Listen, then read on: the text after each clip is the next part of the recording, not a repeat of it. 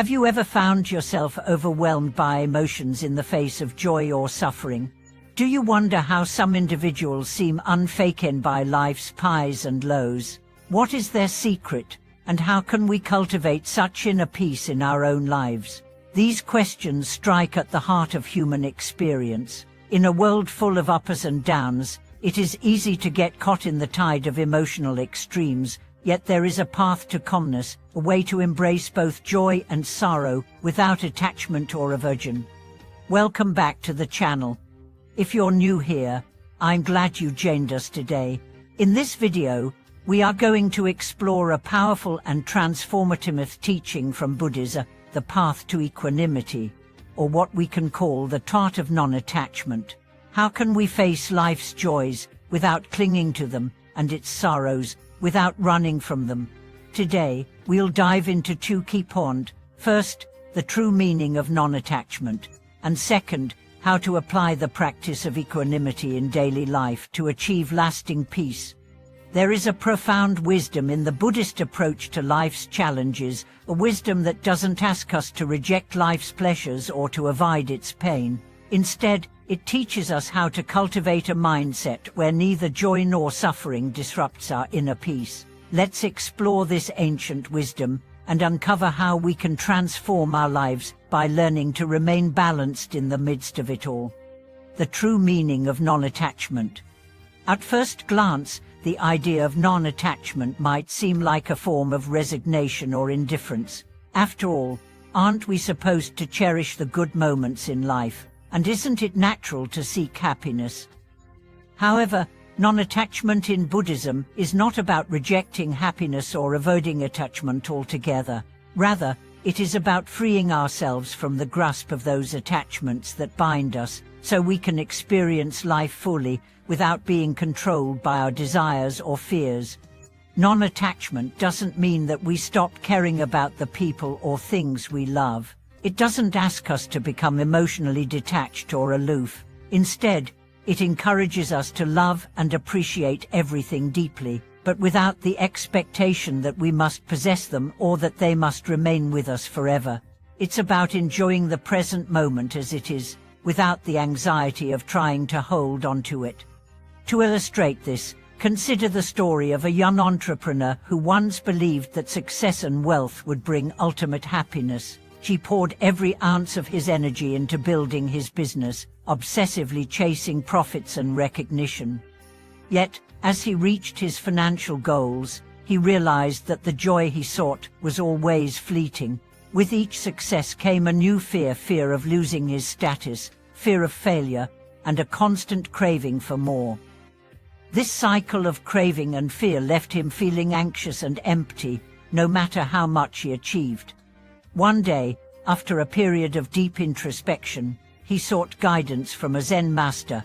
The Zen master taught him the importance of not being attached to his successes or failures, but instead cultivating a mind that could remain calm regardless of the circumstances. The master explained that true peace rises when we stop clinging to what is temporary and instead embrace the impermanent nature of life. By letting go of his need to control everything and accepting life as it is, the entrepreneur found a deeper sense of fulfillment, one that was not dependent on external circumstances. This is the essence of non-attachment. It's not about not caring, but about realizing that our happiness should not be dependent on circumstances that are beyond our control. It's about being fully present in each moment, whether it's one of joy or sorrow, and knowing that both are fleeting and part of the natural flow of life. Applying equanimity to life's highs and lows. So, how can we cultivate this equanimity in our everyday lives? The practice of equanimity is about training our minds to remain balanced, no matter what life throws our way. It's about learning how to stay calm when things go well, and equally calm when things don't. One of the key teachings in Buddhism is that all experiences, whether good or bad, are impermanent.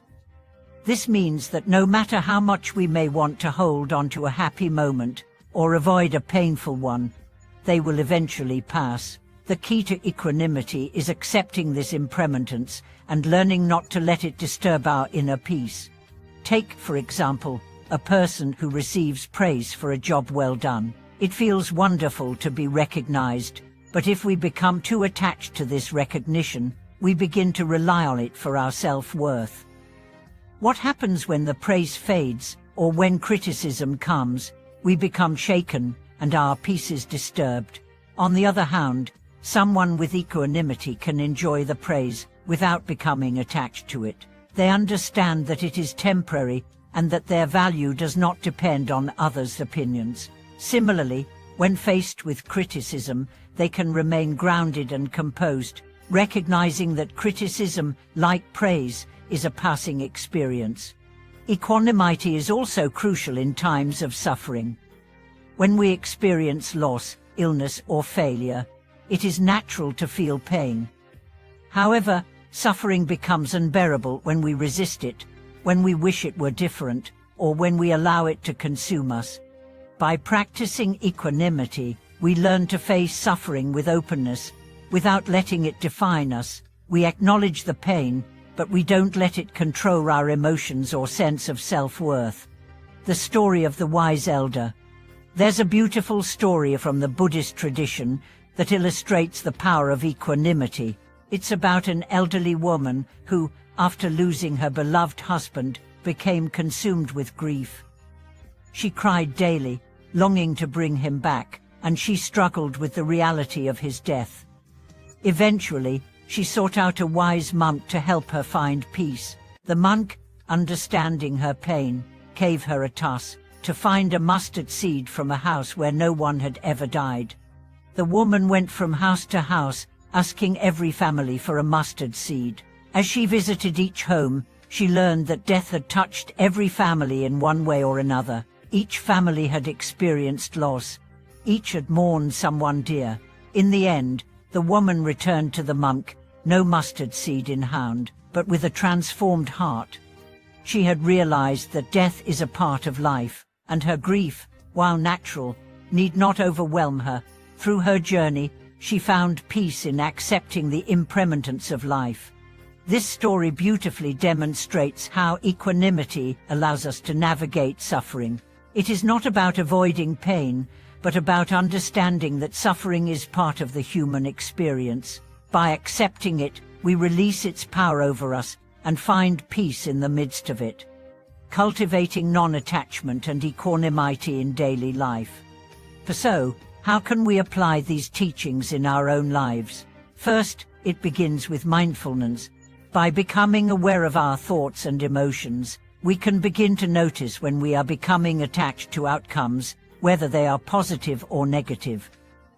When we catch ourselves clinging to joy or resisting pain, we can gently remind ourselves that both are impermanent and that peace comes from accepting life as it is, without judgment. Another important practice is meditation. Meditation allows us to cultivate a calm mind and learn to observe our thoughts without becoming attached to them. By practicing mindfulness in meditation, we train ourselves to remain steady and composed, regardless of the circumstances around us. Additionally, we can apply equanimity in our relationships with others. Instead of seeking approval or avoiding conflict, we can practice acceptance and compassion. When we stop seeking validation from others, we create space for deeper connections based on understanding and love, not dependence. Conclusion. In conclusion, the path to inner peace is not about avoiding emotions or rejecting life's experiences. It is about learning to remain calm and composed, whether we are facing joy or sorrow. Through the practice of non-attachment and equanimity, we can cultivate a heart that is free from the fluctuations of life, allowing us to experience each moment with clarity and peace. Thank you for watching this video. I'd love to hear how you practice equanimity and non-attachment in your life. Feel free to share your thoughts in the comments below, and don't forget to like, share, and subscribe to support the channel. See you in the next video.